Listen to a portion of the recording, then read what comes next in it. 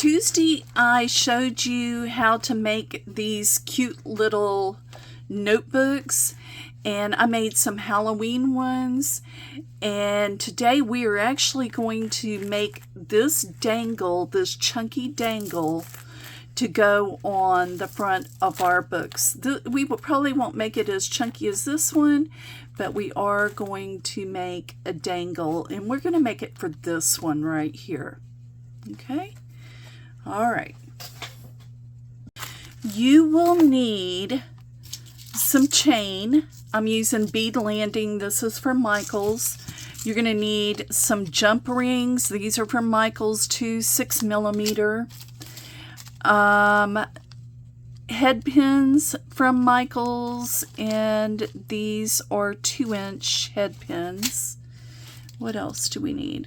Of course, we got the jump rings, a chain.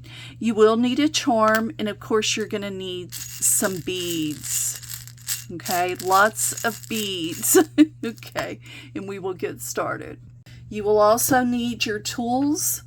I have 2 needle nose pliers. I have a bead looper. I did buy this from Michaels. It's the 1.5mm, and then wire cutters. Okay, and be careful with your tools. So we'll do a quick flip through of the little album so you can see what I made in the Halloween version. This is Echo Park Ghosts and Goblins paper, and it is so cute. And I also used the Michaels Craftsmith solids, the fall solids or whatever they're called, for the backing to cover the chipboard. But anyway, let's get started. This tutorial is about making the charm and not. Oh, and I think I forgot to tell you that you will need a lobster claw. Yes, you do need a lobster claw, and I did buy these from Michaels, and I'm going to use this one. Okay, the middle one. Okay, and that's it. I went ahead and cut a length of chain to whatever you want, and then we're going to attach the lobster claw and the charm.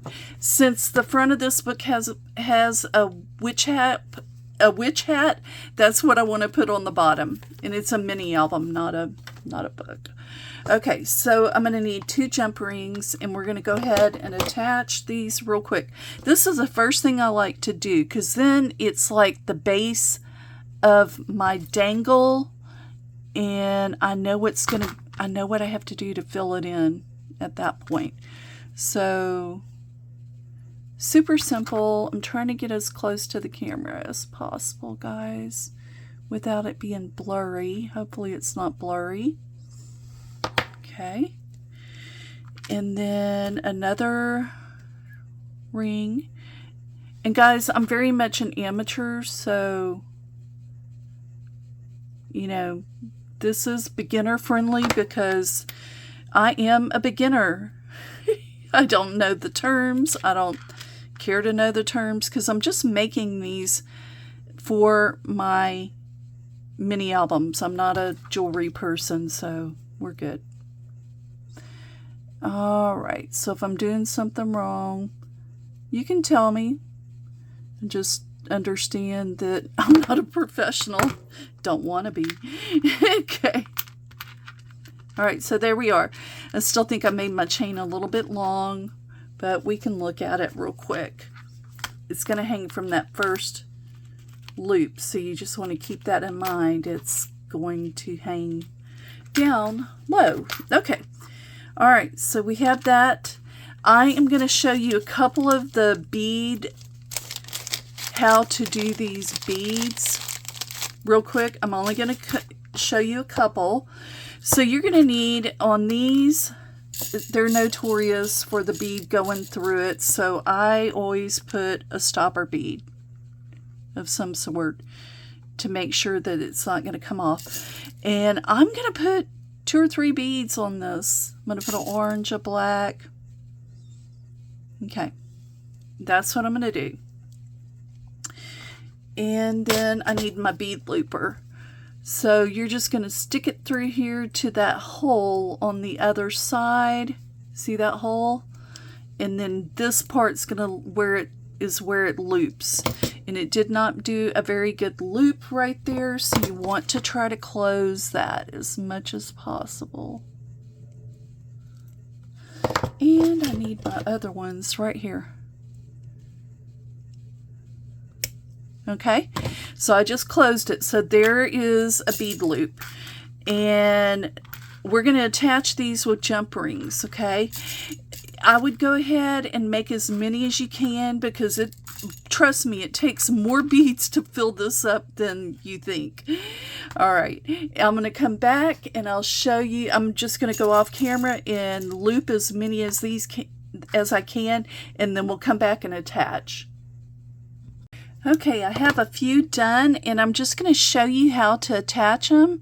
You're going to need your needle nose or whatever you're using, these type of pliers, jewelry pliers. Like I said, I don't know the correct terms, and I'm okay with that. All right, and then I like to put, okay, I'm going to cheat. I like to put 2 on at a time. Why not? Uh-oh, I smashed that. So I like to put 2 on at a time because I want to fill this thing up as quickly as possible. All right, and it doesn't look bad. Okay, I know people say to put them 1 on the other side, you know, whatever. These beads are probably too big, and I'm probably going to go down to only beading 1 at a time. But there you go. That's what I do. So I'm going to continue doing the looping, and then that's how you're going to attach the beads onto here. I'll finish doing the looping and come back and show you the finished product. All right, here is our dangle. And she is cute.